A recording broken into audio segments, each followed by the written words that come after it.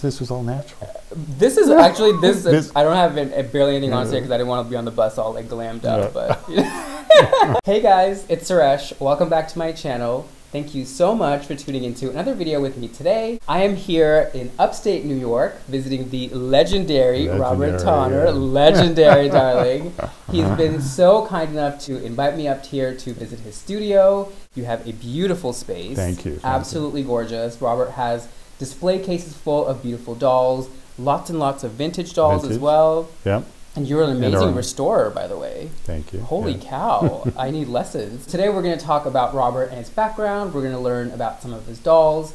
And you're going to show us some of your Wonder Woman dolls as well. Yep. I'm super excited. Yeah. You had mentioned that you had collected Barbies at one point. Tell me a little bit about that. I hate to say this, but I remember Barbie coming out when it originally in the first Don't commercials. Hate to say that. That's really proud of that. Well, I always wanted them, and my sister got them, and I, would covet them. I was in New York. I'd moved to New York from the Midwest. Somebody gave me this Barbie doll collecting book, a collector's guide. Okay. And I had no idea that there was that world out there. And it was all Barbie. It was all Barbie. Being in Manhattan, I stumbled across a doll show. Okay. And I thought, I'm going to check this out. And when I went in there, there were mint in box Barbies from the early period and all that were for sale. You didn't grow up like loving dolls particularly. Yes, I did. Oh, you did? Oh my God, so tell me about that. Well, Farmtown, Indiana. Okay. Picture it, right? There was no glamour there. Yeah. There was nothing glamorous about it. I had this like weird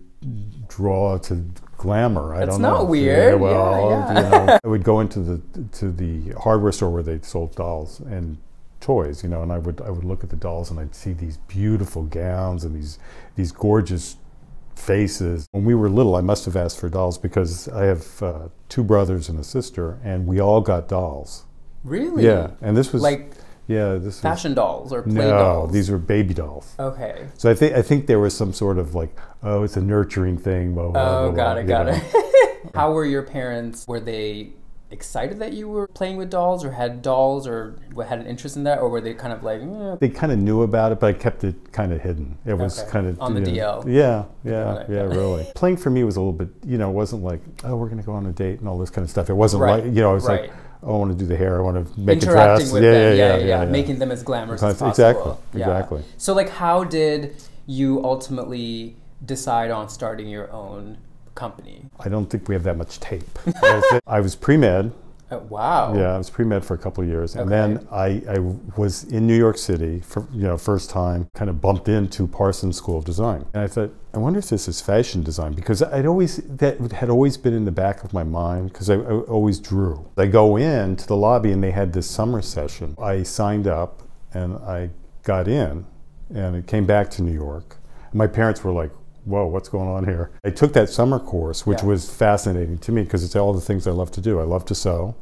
I love to, draw. Did you teach yourself how to sew, by the way, or did your mom teach you? Like, how did you learn? I begged her to teach me how to, she kept saying, from 6, I think I was asking. When I was 8, she finally said, okay, I'll teach you. So she taught me how to thread it and how to make it go. Okay. And how to change the bobbin. Nice. And then I was off. So you took the summer course and you were just really excited about it, and it spurred something in you. Yeah, and I got a scholarship to come back. Oh, fantastic. They thought I should come back. And I actually liked it, and I did really well. Got out and I worked in the city for about in fashion design for about 15 years. I started sculpting as a hobby. It goes back to the doll thing, because I had a friend who said to me, this person, this sculptor, sculpted this head, and it was a doll that I really liked. And I said, what do you mean?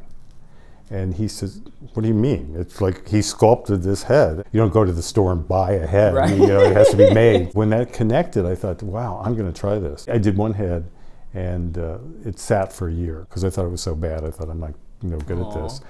Then I dipped it in paint, pulled it out. It looked like a doll. And I thought, oh, this is really cool. So then I started sculpting again and never stopped. Where did your aesthetic develop from? Growing up in the time I did, there was a way dolls looked and a way people thought about dolls. So they bring some of that. The face that you know most is your own face. You know your face, right? So, you know, I kind of bring some of that, and, you know, thank God I'm so damn cute, because that's what you know, from the Midwest. There's definitely a classic sort of traditional theme that runs through traditional visions of beauty and stuff like that. Sure, you know, makes sense. that kind of works its way through. I can be adventuresome, and I try to force myself to be there. What's the next thing for you, you think? I changed the way I did my art. It's like I used to, you know, have the clay and sculpt the heads like that. Now it's all digital work.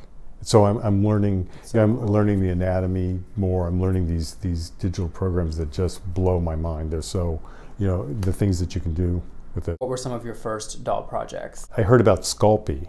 No, it's an oven-fired clay. I went on for a few years just making these little doll projects, you know, one-of-a-kind sort of things. What would you say is your primary point of difference in your dolls? You know, I've been doing this we're getting on 30 years, so I've been doing it for a long time, and I did, you know, one-of-a-kind dolls and, you know, artist dolls before then, small productions before I started the business. So I've been doing it for a long time. I do have a fashion design background, an art school background, and I sculpt my own dolls.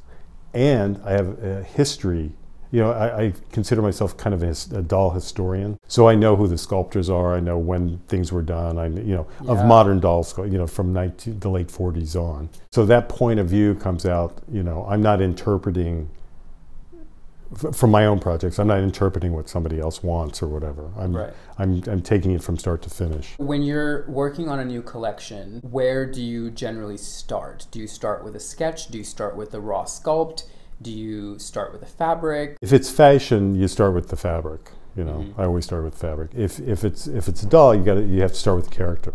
So you know, I get an idea of who the character is, and then I'd go into sculpting, and then design comes. You know, I'm thinking about it, but design is like many miles down the road. Right. You know, meaning apparel design. Like the the fashions. There's a lot involved in making a doll. So you also do some really cool collaborations with various companies. Like, tell me like how that came to be and what you get out of those collaborations personally as an artist. It started with Alice in Wonderland, because I did an Alice in Wonderland doll and took it to Toy Fair, probably my second year. And we sold out of 50 pieces of a $650 doll in 5 minutes. It's amazing. Yeah, it was wild. That got me thinking about licensing. The first one I got was Little Orphan Annie, because at the time nobody wanted Little Orphan. You couldn't give Little Orphan. I know. Then this other character, Betsy Mccaughey, who was big in the 50s, and for the vintage doll collectors, it was a big name. I've always been a comic book geek. Oh, really? No, always. Yeah. Superman, Lois Lane, all love that. Superman. I'm obsessed. Yeah. The first major one I went after was DC, and Superman. And I said, I want to do a $650 porcelain Superman. And they were like, what? That there was a market. But so they let me do it. Talk to me about this beauty. Your Wonder Woman is unlike any other Wonder Woman that I have seen. She was like 2 years in the making. I knew I wanted to do this as soon as I heard that they were doing the movie. We had to do a lot, you know, to prepare to do Wonder Woman. Yeah. So I have a nude Wonder Woman body here, but and the reason I'm showing this is that I have fashion doll bodies that I've done, you know, over the years that we've used for, you know, a decade or so. But I wanted a new one, and so I did an anatomically correct human scale sculpt first. Then I exaggerated it. In other words, I stretched a little bit. I gave her longer legs. I added more, you know, shoulder width and stuff like this. So I start with a real, kind of a real form, and then I exaggerate a little bit to make Wonder Woman, knowing that she's going to have a molded, you know, corset and all this kind of stuff over this body. So this has to be small enough so that when she's dressed in her Wonder Woman, she doesn't look thick, you know. So excessively thick. Yes. It's a brand new body then. Brand new body, and the cool thing about it is it works as a fashion body as well as, you know, a superhero body. Yeah. And the boots are molded vinyl and resin. Oh wow. And leather. The skirt's real leather. Oh really? Yeah. Oh wow. How long did this process take? That was about a year of the 2 years to get the wow. body done. Yeah, figuring out how to get things to move the way we want. And what's this material up here? That's vinyl too. Her costume it was all sculpted and then molded. It's all in one piece. There's no opening in it. Oh, really? So you have to. The body was also made so that you could pop it apart. Oh, cool. Yeah, and it's made to do that. So. And Oh, then wow. So that's how you dressed her? Yeah. Does the studio send you any sort of specifics that they want? They're very specific about how they want things. We have some latitude because it is a doll as opposed to an action figure. Yeah. I think this worked better than some action figures out there, I think. I mean, she could double as an action figure, Mm-hmm. right? And that's what I wanted. You have other iterations of her in various parts of the movie as well, or is that coming soon? Yes, I'm treating her as a fashion doll, so we will Okay. have some of the outfits that she wore in the movie, like if you saw the movie, I'm sure you did, yes. Like of 14 course. times, Yeah. yeah. Right. Beautiful blue gown Yes, she has with the sword in the back. Yeah. We have that one. And the gray suit that she wears with the glasses and the hat. Cute. That's nice. coming out. Okay. And then the training one yeah, as well? and the training armor that I will be saw at out. Toy Fair? Yes, Okay. should be out early summer. Are you happy with her?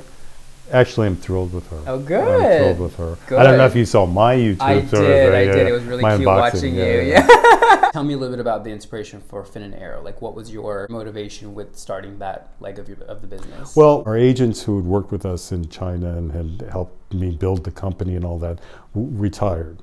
Oh. So it's like we have to think about what we're going to do in the next leg of this journey. Kind of took a year where we really weren't shipping, a year and a half. Okay. Closer to 2 years, and I wanted to rethink how I wanted to do this. Still love the licensed stuff. Still love doing stuff like Outlander, the television show. Yep. But I also love working with other artists and trying to get their art out there. Because you have that capability of being the sculptor and kind of creating that from scratch. Yes. That's a great benefit. Yeah, we can do that. So are you hoping to like bring on like some more cool artists to Fin and Arrow and kind of help them?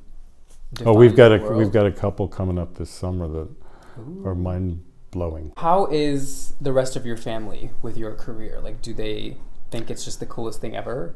Yeah, they absolutely love it now. When we started having conventions, that's when it really got. Unfortunately, my parents' mom passed before she ever saw me get into the doll world. I'm sorry. Yeah. But I had fun with her with the fashion world. Oh, so good. She came to fashion shows and stuff like that. Good. But Dad saw me start the company. My two brothers and my sister think it's great. They've been to conventions. They love the conventions. I have a lot of followers who always ask me how they can become doll designers. How would you advise a young person who wants to get into dolls? If you want to be a doll sculptor, designer like that, if you want to do the whole thing, which is kind of what I wanted to do, you got to take the classes, whether it's online, whatever, they're great online classes. If you sketch, that's good too. If you want to design your own doll, it's best if you can sculpt it too. The more you know about an area that you want to go into, the better off you're going to be. So if it's doll clothes, please learn how to sew and make the little patterns. See, I have a lot of amazing followers who are budding doll collectors or closet doll collectors. What advice would you give to them to kind of come into themselves and just own doll collecting? Move. That's what I had to do. Yeah, I it is had to true move. for a lot of the time. Yeah. I find people are their own worst enemy. You know, when you make assumptions, you know, and define yourself by either the way people, you've heard yourself defined or what you put on yourself. This didn't exist when I was growing up. I didn't know there was such a thing as doll collecting, and I certainly didn't think there were any other boys that were interested in dolls. Little did I know. Little did you know. There's a whole world of us. There's a whole world, yes. That's the one thing to hang on to. There's a whole world of people who like what you like. Thank you so much for having me here. My pleasure. Your showroom is beautiful. Thank you. I'm so in love with it. All the information is going to be linked down in the description box. Make sure to follow Robert on Instagram. His handle is right here. Make sure to follow me on Instagram. I am at SureshNY. I hope you guys enjoyed the video. I hope that you learned something. Please be sure to give it a big thumbs up and don't forget to subscribe. Until I see you guys again, Robert and I are gonna go out and have margaritas. All right. Does that sound good? Sounds great. Wherever you guys are in the world, I hope you're having a fantastic day. Big hugs and kisses from me and Robert here in upstate New York. And I will see you guys again next Thursday for another video. Okay? Bye.